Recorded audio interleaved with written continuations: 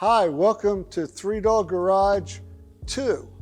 This is the second building at Three Dog Garage. First building was a restoration and preservation shop, hot rods. Today, we're going to talk about race cars.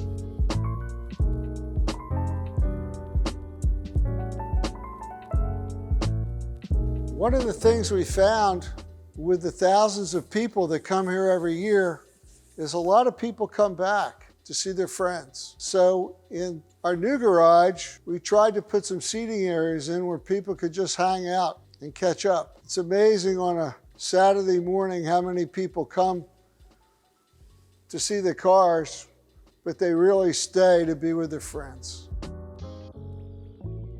like to start our race car collection with this little unassuming car right here. It's called the Engle Special.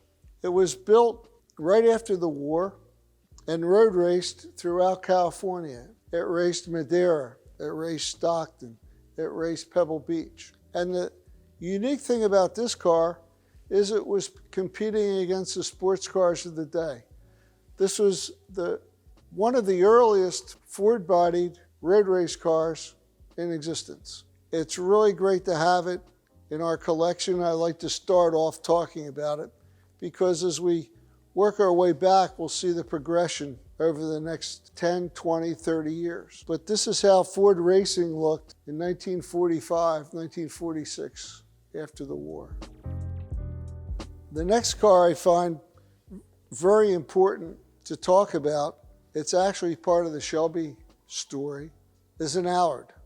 This particular Allard was driven and owned by Maston Gregory, who went on to be one of America's only Formula One drivers. This car raced head-to-head against Carroll Shelby in an Allard, and a lot of historians believe that without the Allard, the idea of putting a big, strong American V8 in an English body car never would have happened, never would have existed, and we wouldn't have the Shelby Cobra story.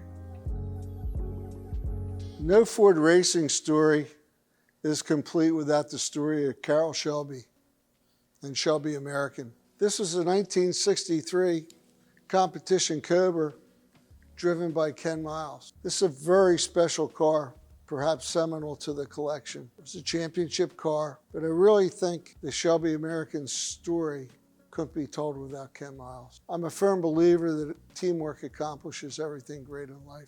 And I believe Carroll Shelby, Ken Miles, Phil Remington were an unbelievable threesome that together won championships for Ford and made Carroll Shelby very famous. When I was growing up, I followed Ken Miles. He was my hero. To have one of his race cars in my collection is, I'd call it a dream come true, but I could never dream that big. We go back here, looks like a GT350, which it is. It's also a GT350R model. R's for racing. We're lucky in the Three Dog collection to have 2 out of the 3 B production championship cars. We have the 66 car and the 67 championship car. This was the 67 championship car driven by Freddie Van Buren. Most people don't ever think of a Ford Falcon as a race car, but actually these were very important to Ford's road racing history. They were raced in Monte Carlo. They were also raced in the United States. This particular car was raced at Sebring and came in second in class. I am particularly fond of Falcons. My favorite car in high school was a friend of mine. His name was Sal Basil. Had the most beautiful silver Falcon I've ever seen, and it was also the fastest car in the parking lot in my high school. So I'll always have a special spot in my heart for a Ford Falcon. This Cobra is unique in that it is a competition car, but it also is the only Cobra that ever won 2 national championships. It won a national SCCA championship in America, and then it went on to win the Canadian championship the following year. I think it's just absolutely a spectacular car in its original black livery and a very special history, and that's why it's here. This is called the Mustang Cobra II. and it's one of my favorite stories of our race car collection. It was driven and owned by a fellow by the name of Charlie Kemp. As the story goes, Charlie Kemp was an amazing driver. He was also an attorney. In 1976, he and Mark Donahue decided to share a Decon Monza, and they commissioned one to be built.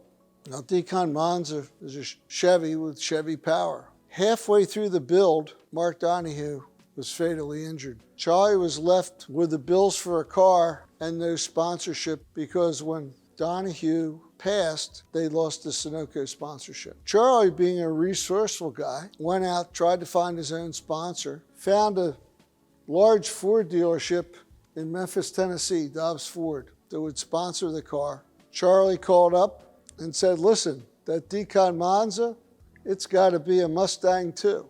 So they changed the design a little bit, put Ford power in it, and this is the only Mustang Cobra II race car ever built. The story of this car is Charlie and the Cobra II were extremely fast. Sat on the pole quite a bit, but they didn't finish many races, probably because of the finances and the lack of preparation compared to the Decon Monzas. But there's a dozen Decon Monzas out there, all very successful, but there's only one Mustang Cobra II, and it's sitting right here. So this car has a great story.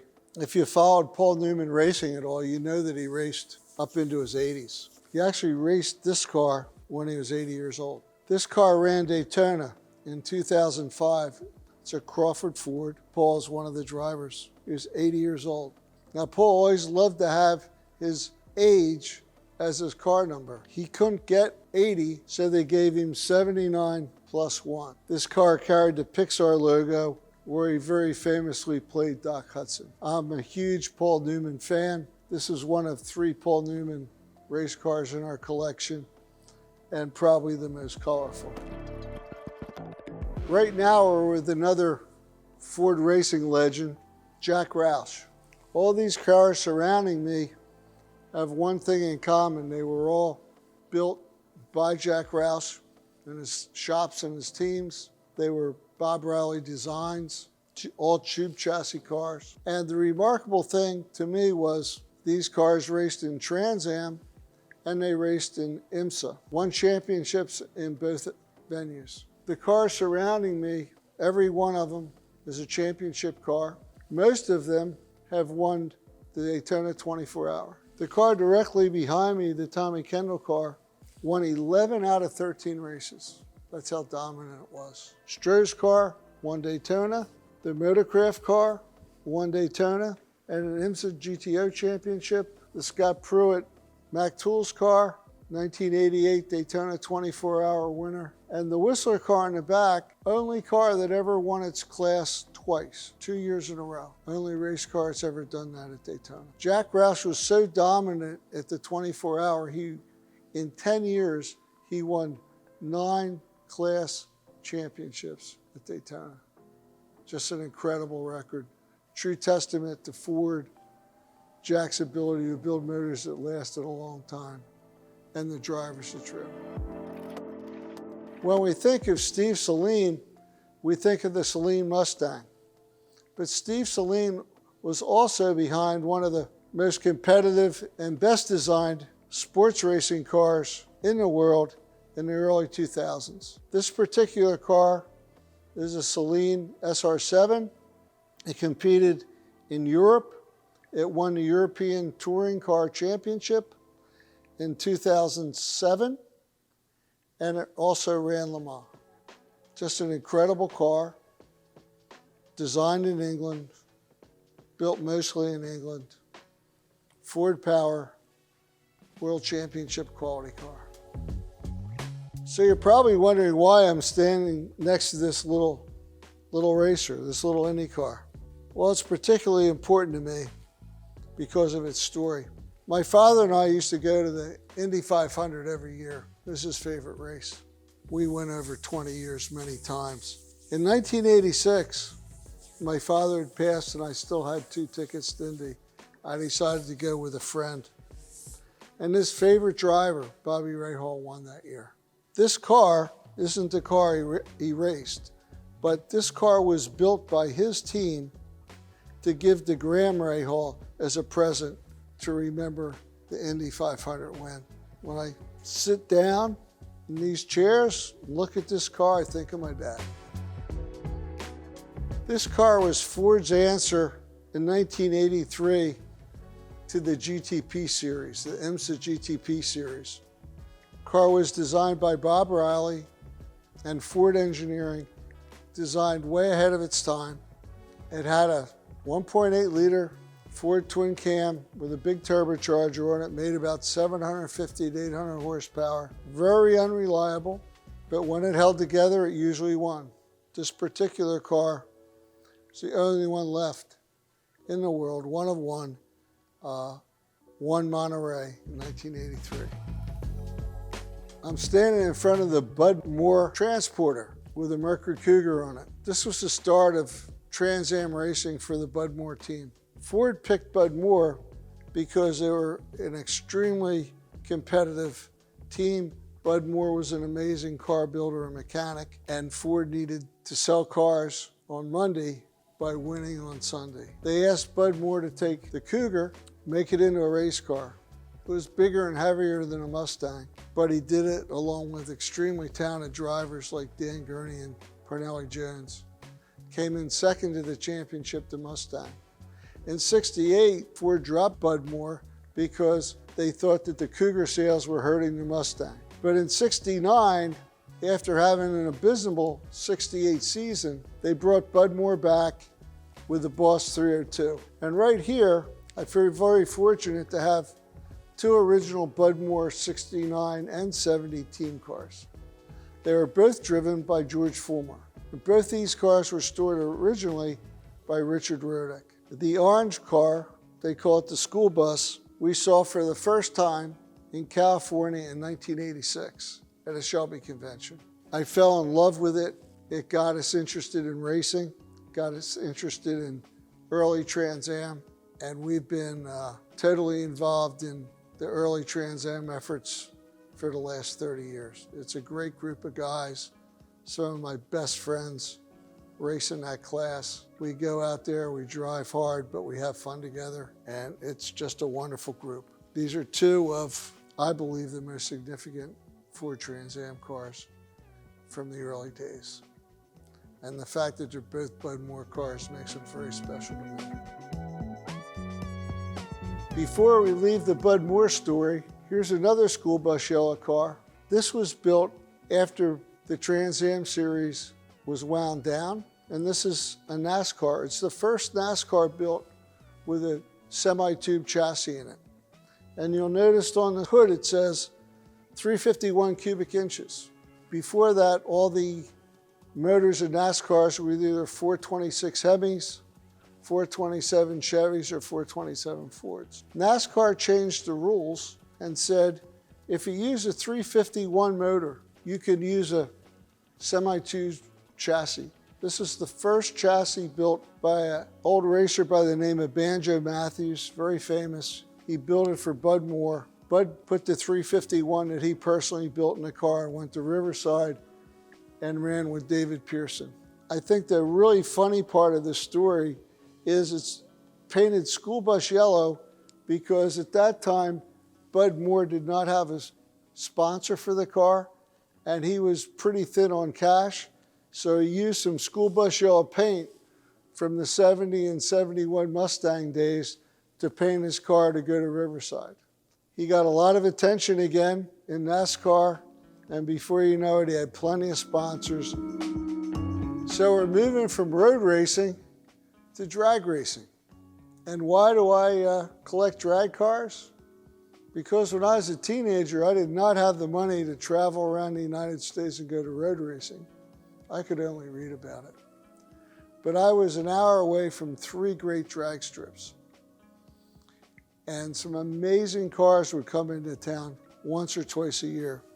I remember seeing the Daddy Warbucks car and this orange Mustang, the Gas Ronda car, as a teenager. And they were absolutely spectacular to watch. Wheel stands, quarter mile and amazing times. Today, probably most Teslas would beat their times, but back then, they were the best that Ford had, and they were world championship cars. I feel very amazed that both these cars are at Three Dog Garage. This particular car had what was known as a sock motor, single overhead cam, made famous by Holman and Moody.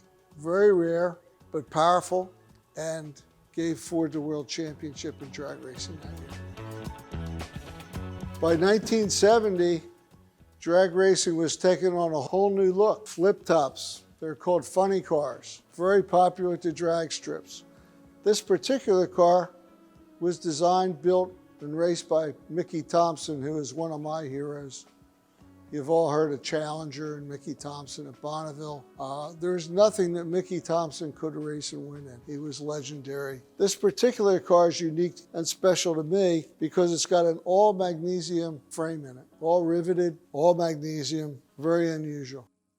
When I was growing up as a 10 or 12-year-old, I couldn't drive yet, so I built a lot of models.